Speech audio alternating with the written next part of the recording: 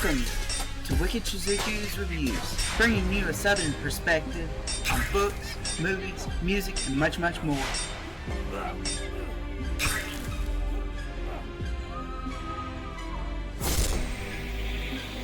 Stick around for a while, you just might hear something wicked.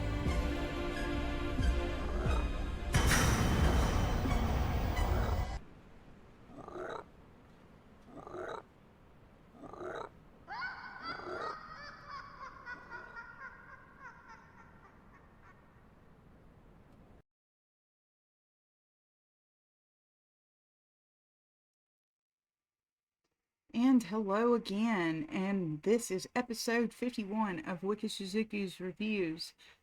Episode 51, and this is a Monday read. So, if you're new here, please rewind in the playlist and you will be able to find the very beginning of these reads. So, with that said, we shall be continuing this read with Andrew Jackson's second inaugural address.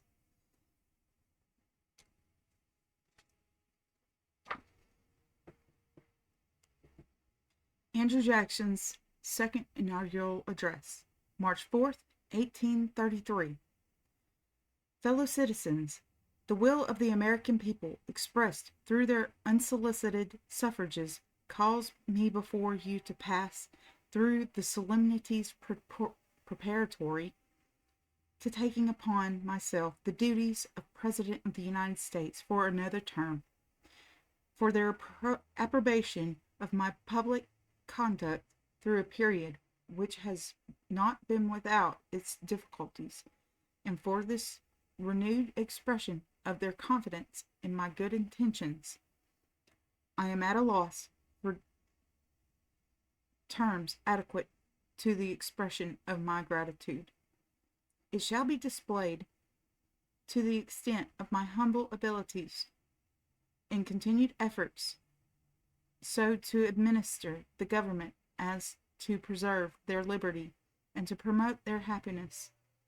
So many events have occurred within the last 4 years, which have necessarily called forth, sometimes under the circumstances, the most delicate and painful, my views of the principles and policy which ought to be pursued by the general government, that I need on this occasion but allude to a few leading considerations connected with some of them. The foreign policy adopted by our government soon after the formation of our present Constitution, and very generally pursued by successive administrations, has been crowned with almost complete success, and has alleviated our character among the nations of the earth. To do justice to all and to submit to wrong from none has been during my administration its governing maxim, and so happy have been its results that we are not only at peace with all the world, but have few causes of controversy, and those of minor importance remaining unadjusted. In the domestic policy of this government, there are two objects which especially deserve the attention of the people and their representatives, and which have been and will continue to be subjects of my increasing solicitude. They are the preservation of the rights of the several states and the integrity of the Union. These great objects are necessarily connected, and can only be attained by an enlightened exercise of the powers of each within its appropriate sphere, in conformity with the public will constitutionality expressed. To this end, it becomes the duty of all to yield a ready and patriotic submission to the law's constitutionality enacted, and thereby promote and strengthen a proper confidence in those institutions of the several states and of the United States which the people themselves have ordained for their own government. My experience in public concerns, in the observation of a life somewhat advanced, confirmed the opinions long since imbibed by me, that the destruction of our state governments, or the annihilation of their control over the local concerns of the people, would lead directly to revolution and anarchy, and finally to despotism and military domination. In proportion, therefore, as the general government encroaches upon the rights of the states, in the same proportion does it impair its own proper and detract from its ability to fulfill the purposes of its creation. Solemnly impressed with these considerations, my countrymen will ever find me ready to exercise my constitutional powers in arresting measures which may directly or indirectly encroach upon the rights of the states, or tend to consolidate all political power in the general government. But of equal, and indeed of incalculable, importance is the union of these states, and the sacred duty of all to contribute to its preservation by a liberal support of the general government in the exercise of its just powers. You have been wisely admonished to accustom yourselves to think and speak of the Union as of the palladium of your political safety and prosperity, watching for its preservation with jealous anxiety, discountenancing whatever may suggest even a suspicion that it can in any event be abandoned, and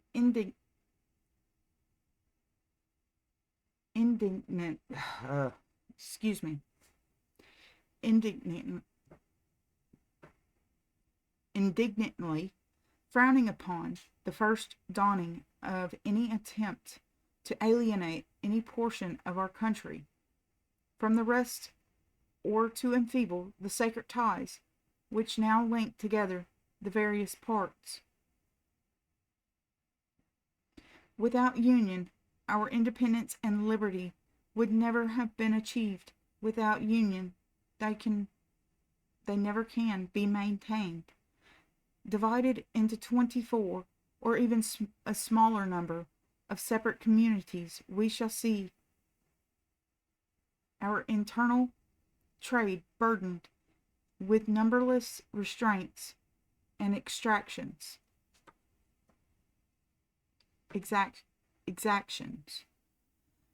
Communication between distant points and section obstructed or cut off. Our sons made soldiers to deluge with blood the fields they now till in peace. The mass of our people borne down and impoverished by taxes to support armies and navies and military leaders at the head of their victorious legions, becoming our lawgivers and judges. The loss of liberty, of all good government, of peace, plenty, and happiness must inevitably follow a dissolution of the Union. In supporting it, therefore, we support all that is dear to the freeman and the philanthropist. The time at which I stand before you is full of interest. The eyes of all nations are fixed on our republic. The event of the existing crisis will be decisive in the opinion of mankind of the practicability of our federal system of government. Great is the stake placed in our hands. Great is the responsibility which we must rest upon the people of the United States. Let us realize the importance of the attitude in which we stand before the world.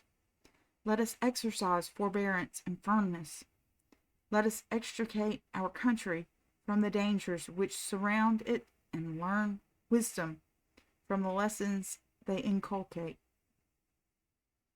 Deeply impressed with truth of these observations, and under the obligation of that solemn oath which I am about to take, I shall continue to exert all my faculties to maintain the just powers of the Constitution, and to transmit unimpaired to posterity the blessings of our federal union. At the same time, it will be my aim to inculcate my official acts the necessity of exercising by the general government those powers only that are clearly delegated, to encourage simplicity and economy in the expenditures of the government, to raise no more money from the people than may be requisite for these objects, and in a manner that will best promote the interests of all classes of the community and of all portions of the Union, constantly bearing in mind that in entering into society, individuals must give up a share of liberty to preserve the rest. It will be my desire to discharge my duties as to foster with our brethren in all parts of the country a spirit of liberal concession and compromise, and by reconciling our fellow citizens to the partial sacrifices which they must unavoidably make for the preservation of a greater good, to recommend our invaluable government and union to the confidence and affections of the American people. Finally, it is my most fervent prayer to that Almighty Being before whom I now stand, and who has kept us in his hands from the infancy of our republic to the present day, that he will also overrule all my intentions and actions that inspire the hearts of my fellow citizens, that we may be preserved from dangers of all kinds and continue forever a united and happy people. And that was Andrew Jackson's second inaugural address.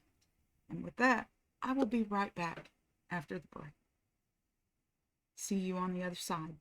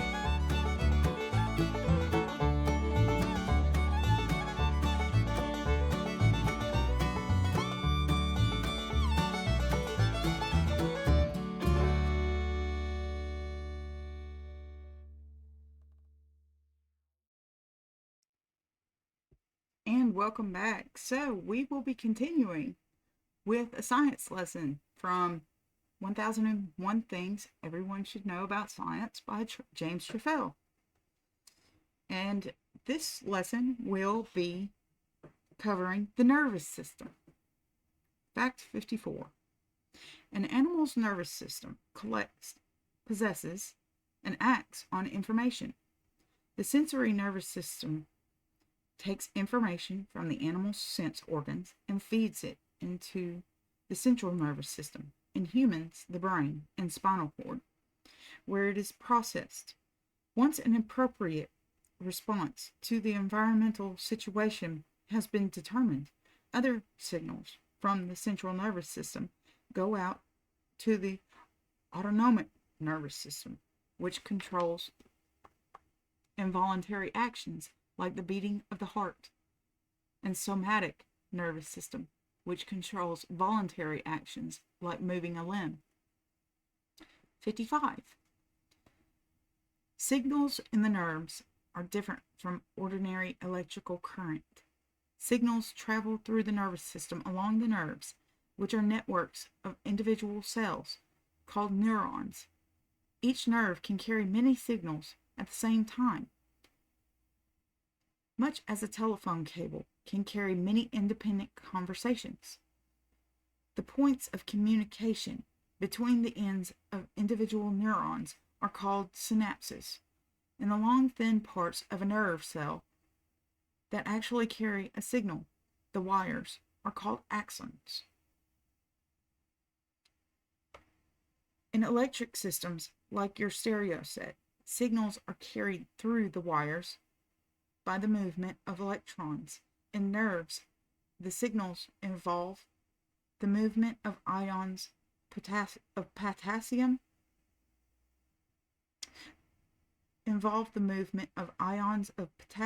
and sodium across the outer membrane of the axon.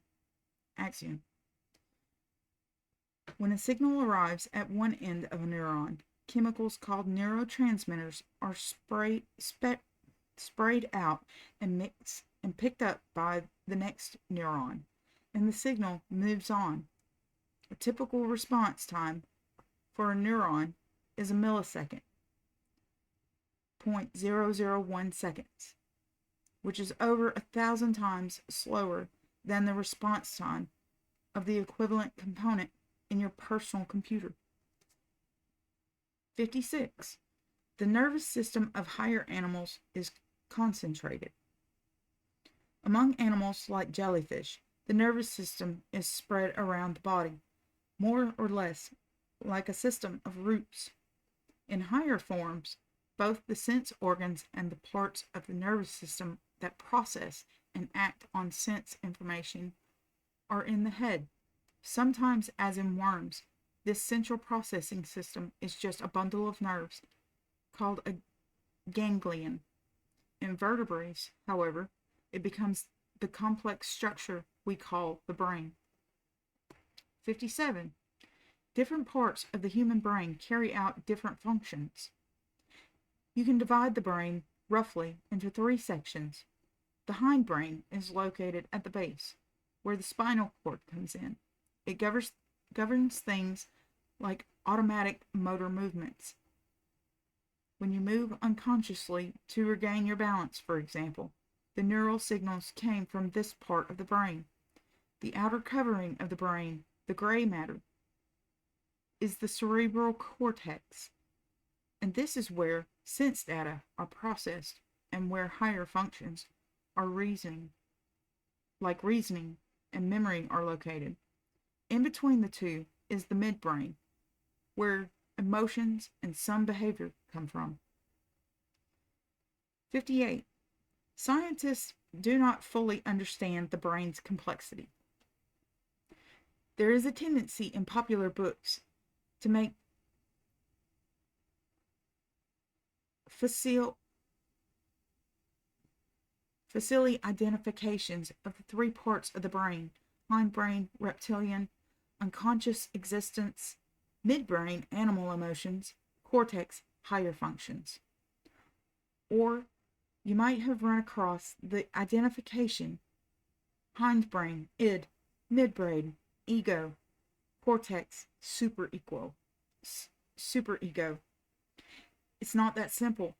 Sorting out the complexities of the human brain is likely to keep scientists occupied for a long time to come, and oversimplified ideas like this are no longer accepted by researchers. 59. In addition to signals traveling along the nerves, animals control their body functions through the use of hormones. These molecules are secreted by specialized glands or tissues and then travel around the body and affect other organs. In humans, these glands constitute the endocrine system. For example, if you are frightened, glands on your kidneys secrete adrenaline, which causes the heart to speed up and increases the flow of blood to the muscles. And that was our lesson about the nervous system. So, if you liked this episode, I would really appreciate it if you'd like to subscribe and share. And if you have any questions or comments, please leave them in the box below, and I will get back to you as soon as possible. And I will see you next time, pretties. Have a good evening. Sleep well.